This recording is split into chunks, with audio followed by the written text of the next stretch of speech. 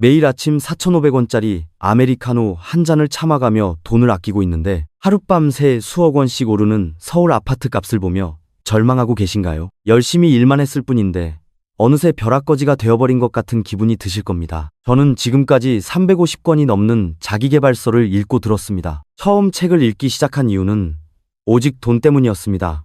제 목표는 한 달에 $10,000를 버는 것이었죠. 하지만 책은 저의 사고방식을 완전히 바꿔놓았습니다. 오늘 저는 부자들이 남몰래 적용하고 있는 돈이 복사되는 10가지 법칙을 공개하려고 합니다. 이것은 뻔한 이론이 아닙니다. 여러분의 인생을 다시 설계할 완벽한 청사진입니다. 9to6 직장인 생활에서 진짜 벗어나고 싶다면 이 영상을 마지막 1초까지 시청해 주시길 바랍니다. 구독 버튼을 누르는 것은 상위 1% 그룹에 합류하기 위한 그 첫걸음입니다. 첫 번째 교훈은 수입 이하로 살지 말고 수입을 늘리라는 것입니다. 지출을 줄이는 것은 사람의 열정을 죽이는 일입니다. 우리의 에너지와 시간은 한정되어 있습니다. 나는 저것을 살 돈이 없어 라고 말하는 대신 어떻게 하면 저것을 살 수 있을까라고 스스로에게 질문해야 합니다. 단돈 몇천 원을 아끼려고 가계부의 모든 지출을 꼼꼼히 적는 습관은 이제 버리십시오. 쿠팡에서 할인 코드를 찾느라 여러분의 귀중한 에너지를 고갈시키지 마세요. 그 집중력을 엔잡 즉 부업을 만들어 수입을 늘리는 데 사용해야 합니다. 더 큰 문제를 해결하는 데 집중할 때 더 많은 돈이 자연스럽게 따라옵니다. 네 번째 교훈은 자산과 부채의 차이를 명확히 아는 것입니다. 자산은 내 주머니에 돈을 넣어주는 것이고 부채는 내 주머니에서 돈을 빼가는 것입니다. 부자가 되기 위해서는 끊임없이 자산을 사들여야 합니다. 예를 들어 한 달에 $40를 벌어다주는 유튜브 영상 하나는 막대한 자본이 필요한 부동산 임대 수익과 똑같은 현금 흐름을 창출합니다. 한국에서 전세나 월세를 끼고 혹은 영끌을 해서 아파트를 사려면 어마어마한 종잣돈이 필요합니다. 하지만 네이버 블로그나 유튜브 채널 같은 디지털 부동산은 자본이 거의 들지 않습니다. 당장 오늘부터 무의미한 소비를 멈추고 여러분만의 디지털 자산을 구축하기 시작하십시오. 두 번째 교훈은 최악의 상황이 무엇인지 스스로에게 묻는 것입니다. 우리의 모든 걱정과 스트레스는 대부분 돈과 관련이 있습니다. 투자를 했다가 실패하면 어떡하지? 혹은 돈을 빌렸는데 못 갚으면 어떡하지 하고 말입니다. 특히 한국의 청년들은 실패하면 사회적으로 낙인 찍힐까봐 무언가를 새로 시작하는 것을 몹시 두려워합니다. 하지만 재정적인 결정을 내리기 전에 스스로에게 이렇게 물어보십시오. 내가 이 일을 했을 때 일어날 수 있는 최악의 상황은 무엇일까? 최악의 상황이라고 해봤자 파산해서 빚을 갚기 위해 다시 직장 생활을 하는 것뿐입니다. 여러분은 여전히 살아남을 수 있습니다. 최악의 시나리오를 있는 그대로 받아들이고 나면 복잡했던 마음이 차분해지고 해결책에 온전히 집중할 수 있게 됩니다. 세 번째 교훈은 잘못된 산과 매몰 비용의 오류에 관한 것입니다. 산의 절반쯤 올라갔을 때 자신이 잘못된 산을 오르고 있다는 것을 깨달았다고 상상해 보십시오. 대부분의 사람들은 지금까지 쏟아부은 노력과 시간이 아까워서 다시 내려가기를 거부합니다. 이것이 바로 매몰 비용의 오류입니다.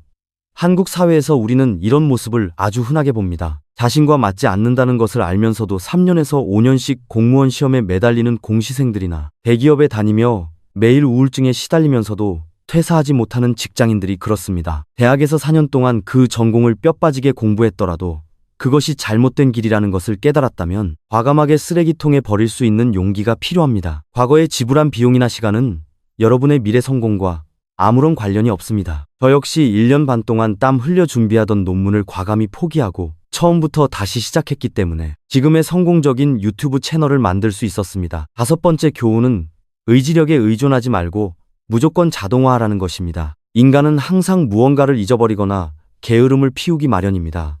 돈을 관리할 때 의지력은 아무런 소용이 없습니다. 특히 지치고 힘든 야근을 마치고 돌아온 직장인들의 의지력은 이미 바닥난 상태입니다. 다음 달부터는 꼭 저축해야지 하고 스스로를 믿지 마십시오. 감정적인 저항을 없애기 위해서는 자동 이체나 자동 투자 시스템을 설정해야 합니다. 저 역시 매달 $3의 수수료를 아끼려고 직접 이체하려다 깜빡하는 바람에 $50나 되는 연체 이자를 2번이나 낸 적이 있습니다. 자동화 시스템에 내는 $3의 수수료가 $50의 벌금보다 훨씬 저렴합니다.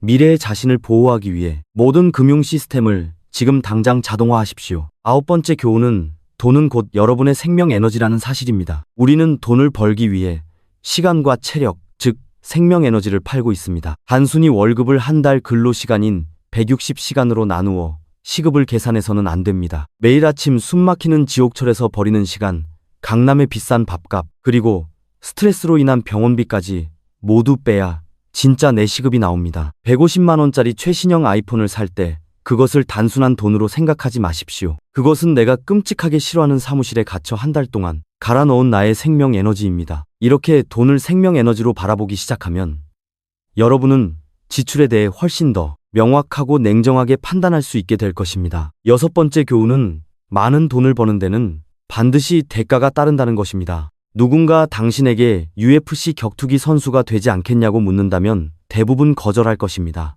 매일 체육관에서 6시간씩 훈련하고 맛없는 음식만 먹으며 심각한 부상을 견뎌야 한다는 것을 알기 때문입니다.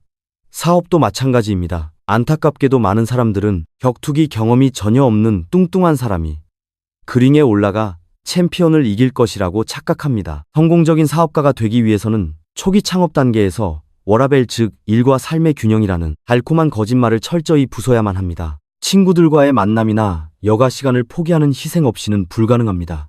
이 혹독한 대가를 미리 이해한다면 단 몇 번의 실패에도 쉽게 포기하지 않을 수 있습니다. 일곱 번째 교훈은 젊을 때 부자가 되라는 것입니다. 하루에 $5씩 40년 동안 저축해서 70세에 휠체어를 타고 $100만 갖는 것이 과연 행복할지 생각해 보아야 합니다. 한국의 수많은 청년들이 파이어족을 꿈꾸는 이유는 뼈마디가 쑤시는 노인이 되어서야 슈퍼카를 타는 것을 원치 않기 때문입니다.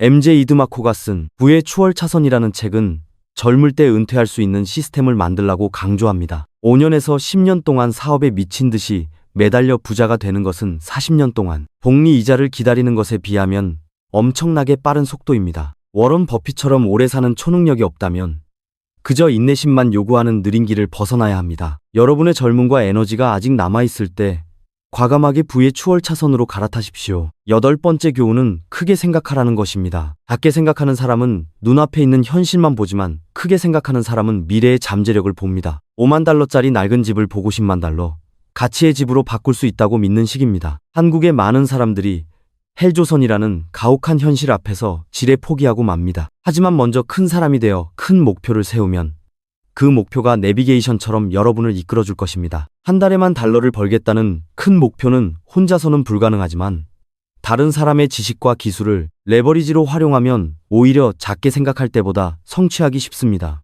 열 번째 교훈은 운을 스스로 만들라는 것입니다. 흔히 사람들은 운이라고 부르지만 사실 그것은 수많은 행동이 누적된 결과일 뿐입니다. 부동산에 가서 10채의 아파트를 본 사람보다 100채의 아파트를 본 사람이 좋은 매물을 찾을 확률이 훨씬 높습니다. 워런 버핏이나 넷플릭스의 엄청난 성공 이면에는 수백 번 실패해도 끊임없이 시도하는 대수의 법칙이 존재합니다. 당신의 인생을 바꿀 단 한 명의 귀인을 만나기 위해 10명에게 이메일을 보내고 한 명의 답장을 받았다면 남들은 그것을 운이라고 부를 것입니다. 하지만 그것은 당신이 행동으로 만들어낸 철저하게 계산된 인공적인 운입니다. 마지막 보너스 교훈은 진정한 개인의 변화입니다. 처음에 우리는 단순히 돈을 위해 시작합니다. 하지만 하루에 15시간씩 맹렬하게 일하다 보면 몸과 마음을 지키기 위해 갓생을 살 수밖에 없게 됩니다.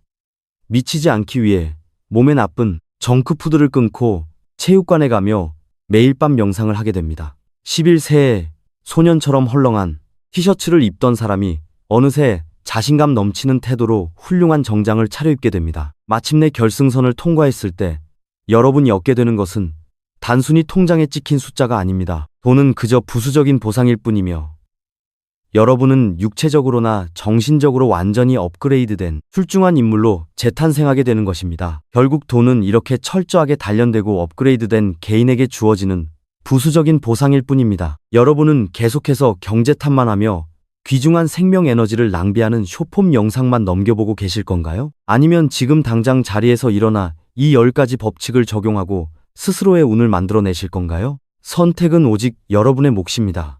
만약 이 영상이 여러분의 마음속에 무언가를 일깨웠다면 구독과 좋아요를 누르고 여러분과 함께 미래를 만들어갈 소중한 사람에게 공유해 주십시오. 정상에서 뵙겠습니다.